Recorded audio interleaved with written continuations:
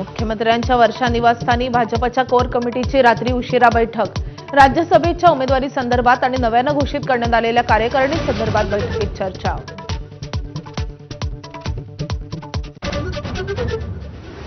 मुंबई महापालिकेचा अर्थसंकल्प आज सादर होणार। पालिका आयुक्त भूषण गगराणी सादर करणार अर्थसंकल्प।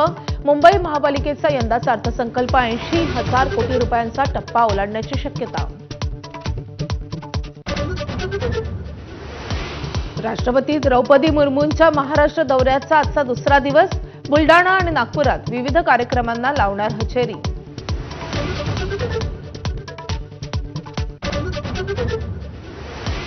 शरद पवारांना आज पुण्याच्या रुबी रुग्णालयातून डिस्चार्ज मिळण्याची शक्यता। छातीत इन्फेक्शन झाल्यानं सुरू होते उपचार, मात्र आता शरद पवार पूर्ण रिकव्हर, डॉक्टरांची माहिती। कोल्हापूर स्त्री बीज विक्री प्रकरणी आणखी एका महिलेला अटक। उल्हासनगरमधील भगवानदास रुग्णालयात सोनोग्राफी विभागात काम करणाऱ्या महिलेवर कारवाई।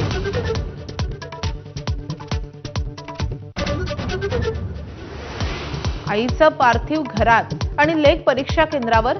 गोंदियातली काळीज चिरून टाकणारी घटना। पेपर दिल्यावर आईला निरोप, तर नांदेडमध्ये 4 दिवसाच्या बाळाचं बाळंतीण परीक्षा केंद्रावर।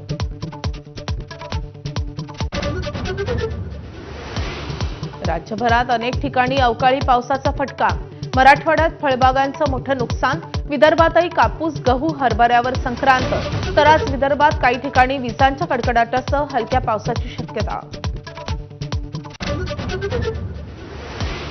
पंतप्रधान नरेंद्र मोदी आज आणि उद्या इस्रायल दौऱ्यावर। मध्य पूर्वेत युद्धाचे ढग दाटलेले असताना मोदींचा इस्रायल दौरा। इराणमध्ये सत्ता बदलाचे वारे वाहताना मोदींच्या इस्रायल दौऱ्याला विशेष महत्त्व। Headlines brought to you by Chitale बंधू।